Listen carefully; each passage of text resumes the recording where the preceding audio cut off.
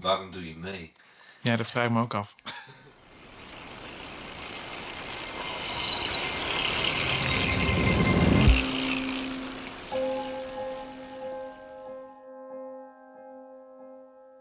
Ik vind het wel belangrijk dat er meer aandacht komt voor klimaatverandering.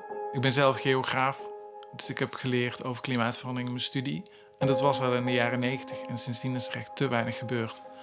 Dus als je klimaatverandering en fietsen aan elkaar koppelt, dan ben ik je man.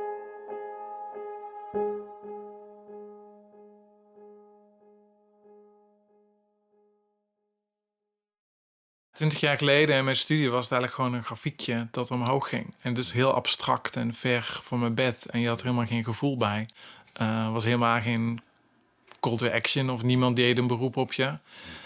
En nu voel je het gewoon. Ik bedoel, in 2018 gingen we met de camper op vakantie in Frankrijk. Er was er een hittegolf. Een jaar later was er een hittegolf. En waren er bosbranden in Canada waar we op vakantie waren. Weer een jaar later was er weer een hittegolf en een droge zomer. Het grafiekje is nog steeds doorgestegen. En de streepjes op onze shirtjes zijn alleen maar roder geworden sindsdien. Dus ja, zo komt het wel heel dichtbij.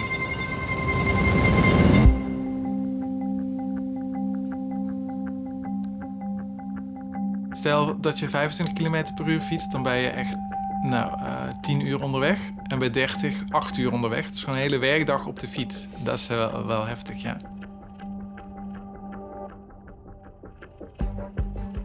Eigenlijk al vanaf dat ik me ingeschreven heb. Eerst heel rustig, meer beginnen met wandelen, mijn ringen sluiten op mijn Apple Watch.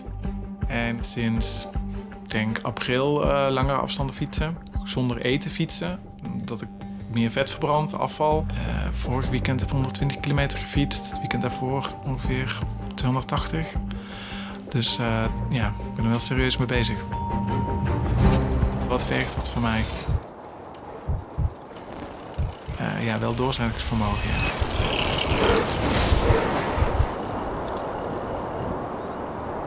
...250 kilometer rijden, dat doet voor zichzelf niks. Maar ik hoop dat door de media-aandacht dat het iets in gang zet. Dat mensen er toch over gaan denken. Dat de gemeentes waar we doorheen fietsen denken... hey, misschien moet ik toch die zonneweiden aanleggen of die windmolens neerzetten.